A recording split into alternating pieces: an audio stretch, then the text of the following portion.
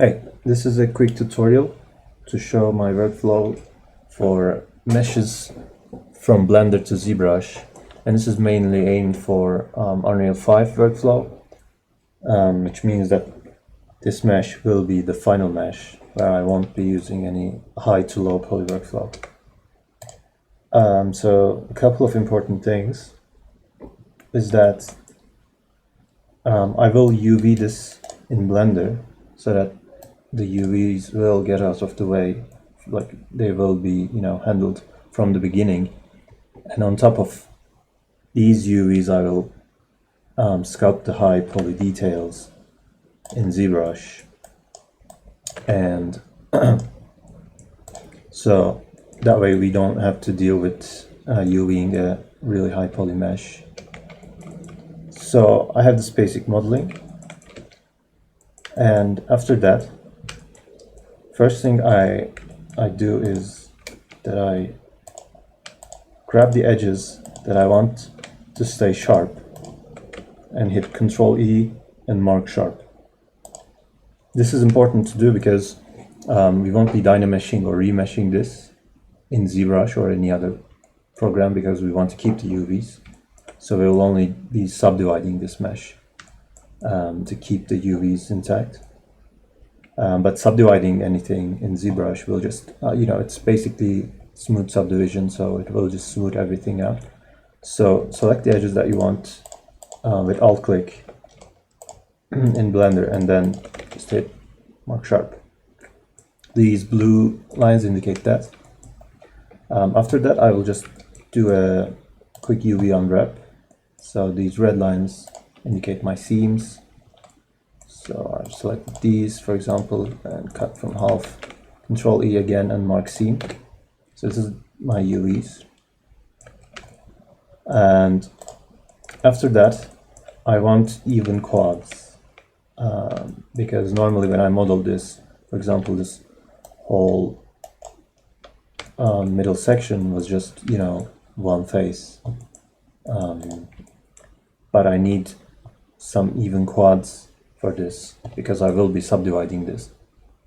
If I went ahead and just, tried to subdivide this whole part as just one face, it wouldn't, be much of a help, because even after like 6 subdivision steps, it will be very low poly still.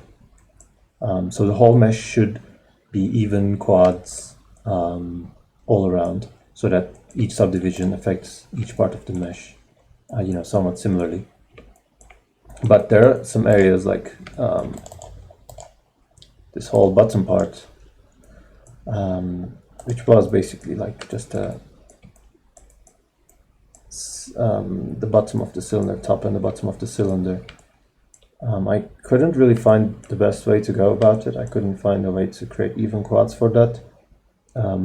I've tried insetting it and just centering it in the middle, but it turned up with other types of problems. So what I do is just I select the parts, the face, and hit Ctrl T, which is for triangulate. So if you have like any n-gons in your mesh, like this whole face, you can just select that and hit Ctrl T, and it will just triangulate that. And after that, the mesh is ready.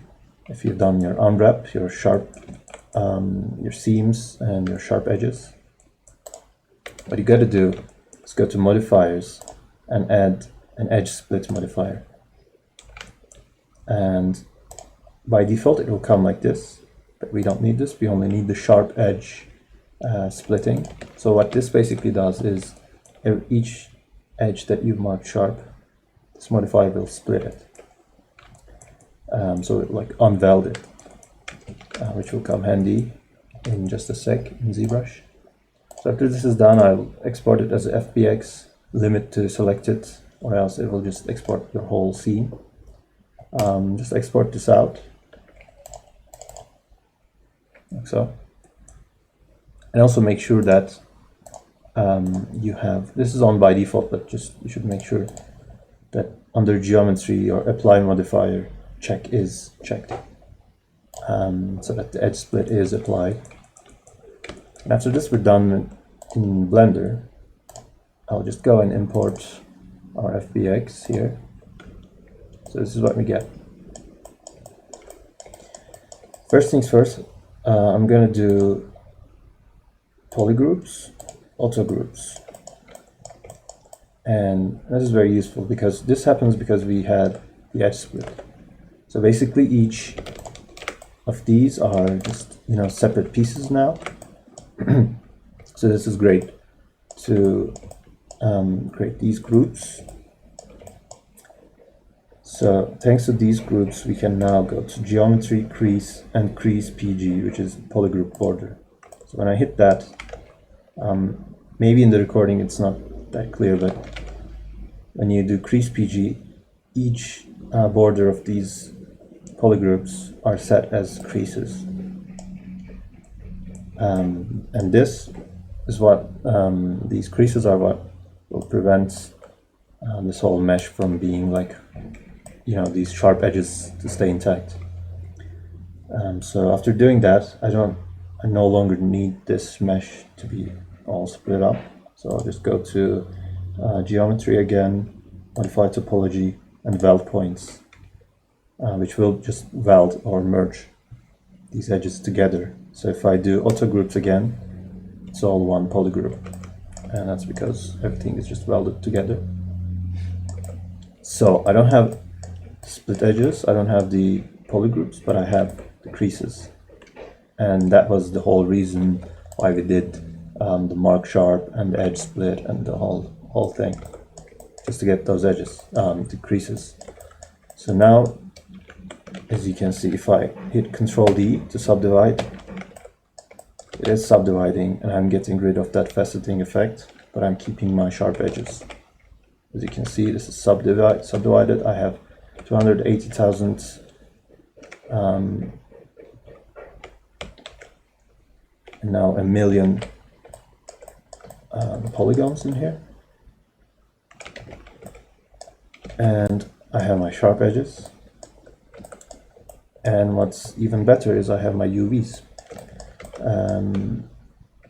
So the UV master won't work if you have subdivision levels, but let me just also demonstrate that real quick. So I have 2 subdivision levels, so 17K, and I'm just going to do some basic sculpting. Imagine this was your final sculpting and you're done. What you do is, you should do this on a clone, but what you do is you delete the lower subdivision levels, so you have only one and they are final subdivision.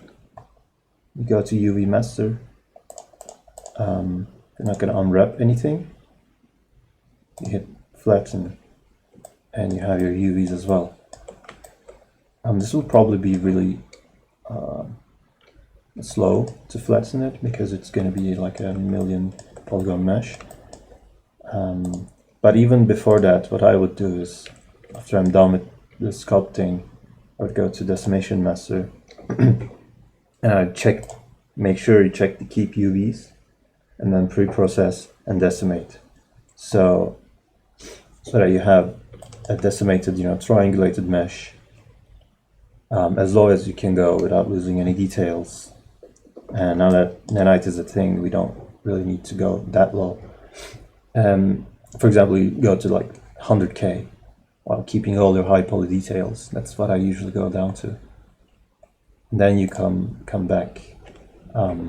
If you have checked your keep UVs, even before doing the pre-processing, that should be the first thing you check, or else it won't keep the UVs.